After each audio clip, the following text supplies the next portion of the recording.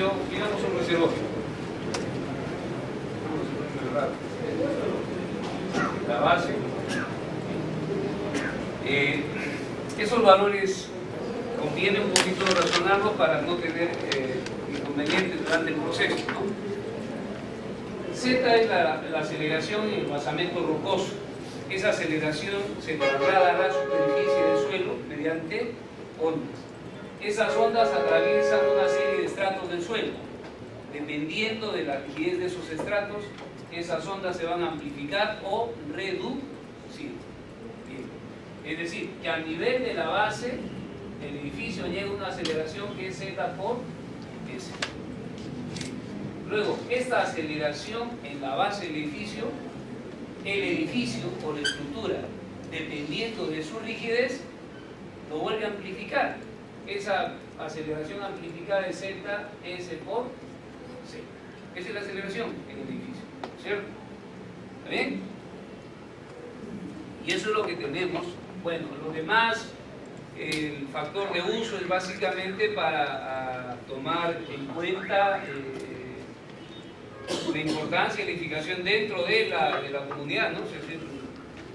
¿Bien? Y el valor de R sí es un poco complicado de manejar.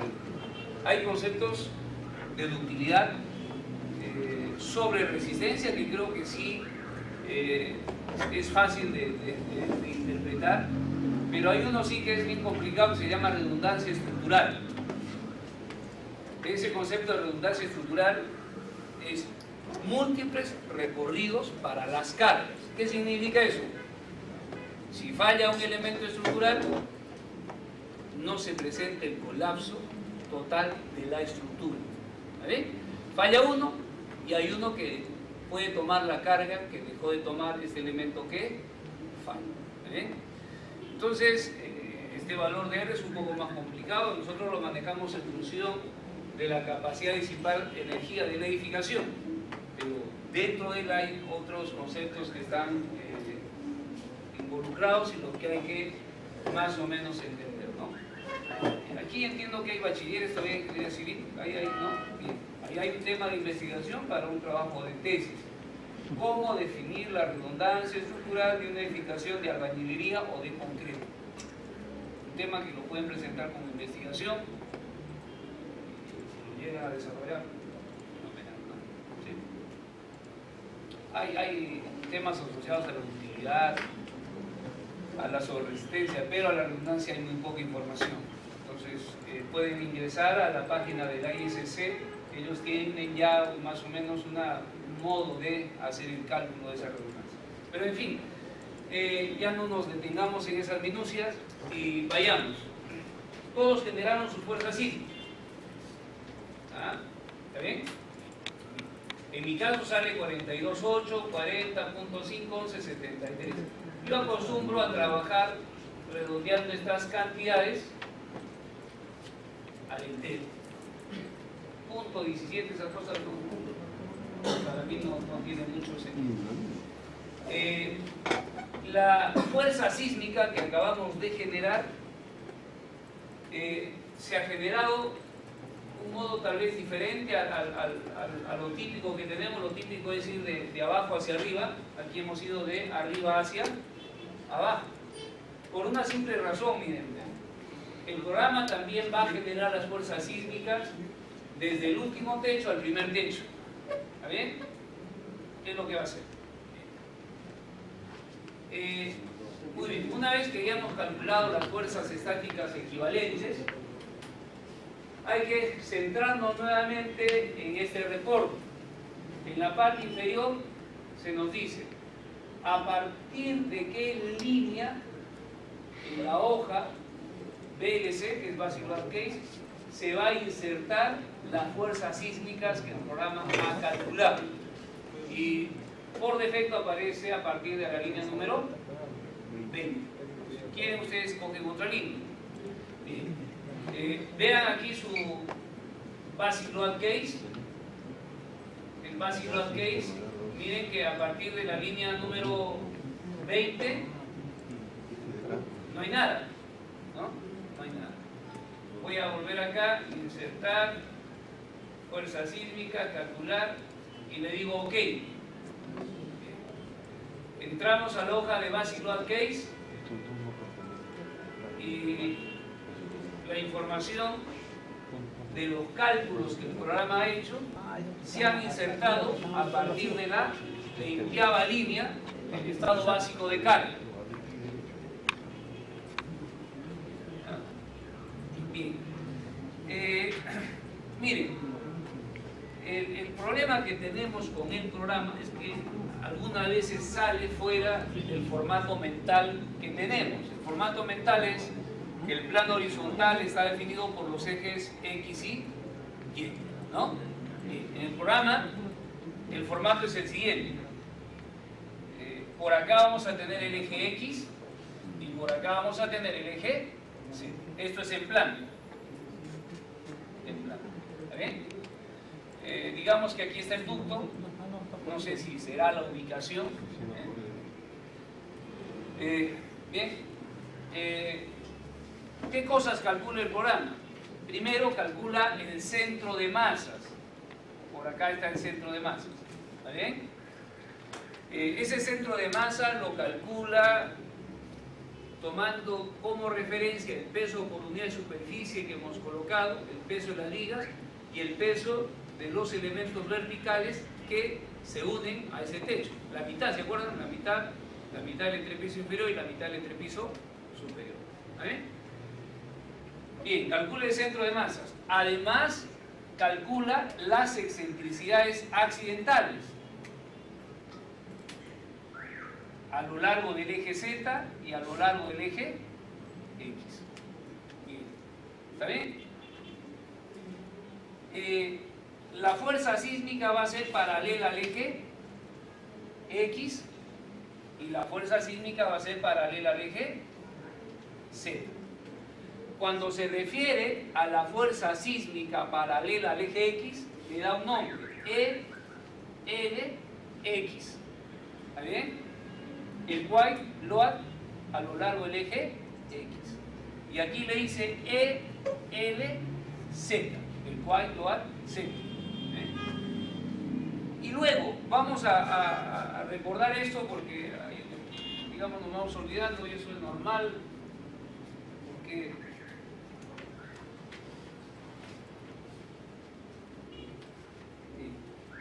miren, si voy a considerar la fuerza sísmica paralela al eje X, por acá está el centro de masas y por acá está la excentricidad que le vamos a llamar positiva más EZ y por acá va a estar la excentricidad negativa menos EZ. Creo que el dibujo está medio feito, vamos a mejorar el asunto. Lo vamos a dar grandecito para que lo vean. ¿Parece? Acá está el ducto, no sé si corresponde a la ubicación exacta, por acá está el centro de masas, aquí está la excentricidad positiva, EZ, y la excentricidad negativa, EZ. Menos, más. Entonces, el sismo debe estar aplicado no en el centro de masas, sino en la excentricidad accidental. Y primero puede estar aplicado con excentricidad positiva. Entonces dice ELZ más, o disculpen, aquí sería ELX más Z. Bien, esa es una condición. La otra condición es otro estado básico de carga, es que se aplique en otro instante, no en el mismo instante, la fuerza sísmica en este lado de acá.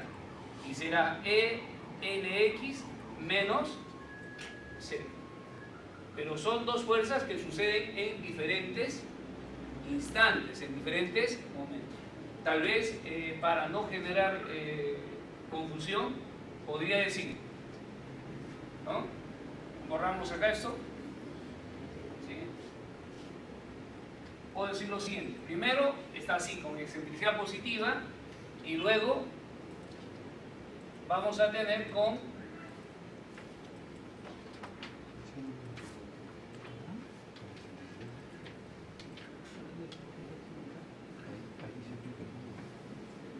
excentricidad negativa. Sería LX menos Z. Son dos condiciones de carga diferentes. ¿Está bien? Y eso va a suceder tanto en el eje X como en el eje Z. ¿Está bien? Bien. Habiendo visto eso, miren, en la línea número 20 dice ELZ, ELX. Estas son las fuerzas sísmicas aplicadas en los centros de masa. No nos interesa. ¿Está bien? La línea 22, 23, 24 y 25 dice ELZ más X. Fuerza sísmica paralela al eje Z con excentricidad positiva en X. ELZ menos X. Paralela al eje Z con excentricidad negativa en X. Y ELX menos Z con excentricidad positiva o negativa en Z. Lo que interesa son estas cuatro últimas. ¿Bien? ¿Bien? Eso es lo que interesa, no interesa la de arriba. La de arriba tal vez interese para el diseño con cargas ficticias o notionales se llama, sino que aún no le encontramos aún una traducción correcta. ¿Sí? Pero esas cargas ficticias son para modelar, por ejemplo, las imperfecciones geométricas de la estructura. ¿Qué tipo de imperfecciones geométricas? Por ejemplo, el desplome, que es algo que no se considera en un modelo estructural convencional. El modelo considera que la estructura, su geometría nominal, es decir, que todos los elementos son perfectamente rectos desde su base hasta el extremo superior y que todos los elementos están perfectamente alineados. Pero eso no es cierto. Entonces la metodología del análisis en la actualidad es tratar de considerar esas imperfecciones geométricas dentro del modelo estructural. ¿Cómo se puede considerar? De manera directa, dibujando los elementos ya inclinados, y esas inclinaciones deben estar dentro de las tolerancias constructivas, o haciendo uso de estas cargas ficticias. Entonces el análisis está avanzando, y hay que estar atentos a los cambios que se van a presentar más adelante. Bien. Si ustedes se ubican en esta celda, en cualquier celda, lo que van a ver es el programa ha generado el nudo, el tipo de carga, la dirección y la magnitud. Pero todos esos datos están en gris. ¿Qué significa ello? ¿Se acuerdan? Que no se puede editar. ¿Está bien? Entonces no son viables de editar. Entonces para editar hay que hacer aquí un pequeño artificio. ¿Y cuál es el artificio? Copiar estas cargas en otro sitio. Pero nosotros no lo vamos a copiar en cualquier sitio, hay que ordenar de algún modo la base de datos. Miren, seleccionemos estas dos columnas, que son las que nos interesan. La columna que es la descripción y la categoría. Insisto con respecto a la descripción. Esto de acá puede ser cualquier cosa. El programa no va a reconocer lo que escribamos acá, el programa reconoce la ubicación y la categoría del código. Pero lo copiamos para, bueno, evitarnos la fatiga de estar digitando. Control C y nos ubicamos a partir de la tercera línea y decimos Control V. Entonces con eso solo hemos logrado copiar la descripción y la categoría, pero las cargas no se han copiado. Entonces ahora hay que copiar las cargas. ¿Se acuerdan? Nos ubicamos en la línea 22. Esto tienen que tener, miren, en las copias que se les ha alcanzado, ahí está la inserción de la fuerza sísmica. Ustedes revisen y van a ver que está eso. Es una guía. Lo que sí no está es esto de acá, el artificio que vamos a hacer. ¿Está bien? El artificio es copiar estas cargas en la que corresponde. La número 22 en la 3, la 23 en la 4 y así sucesiva. Nos ubicamos entonces en esta línea 22 y decimos botón derecho. ¿Y qué cosas quiero hacer? Copiar este caso,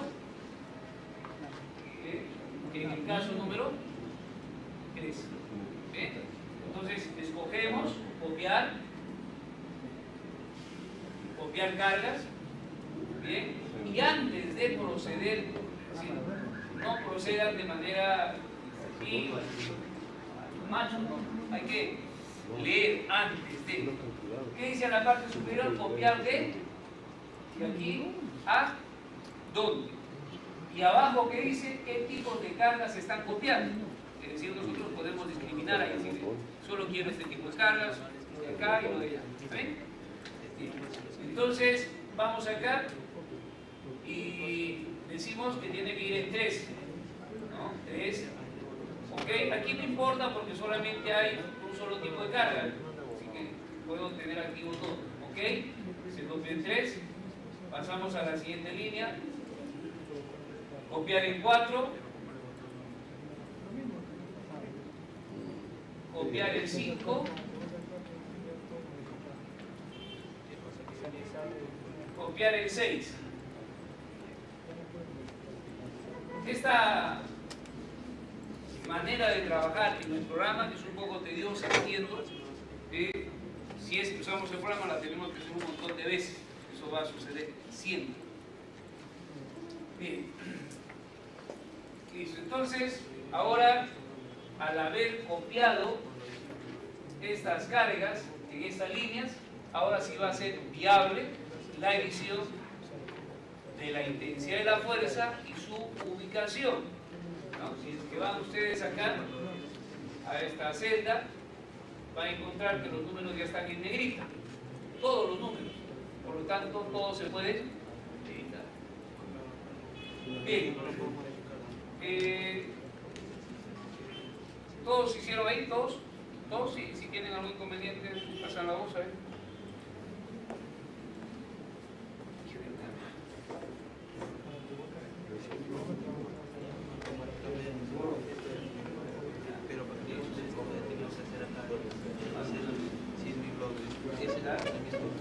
Si yo no hago eso, no me parece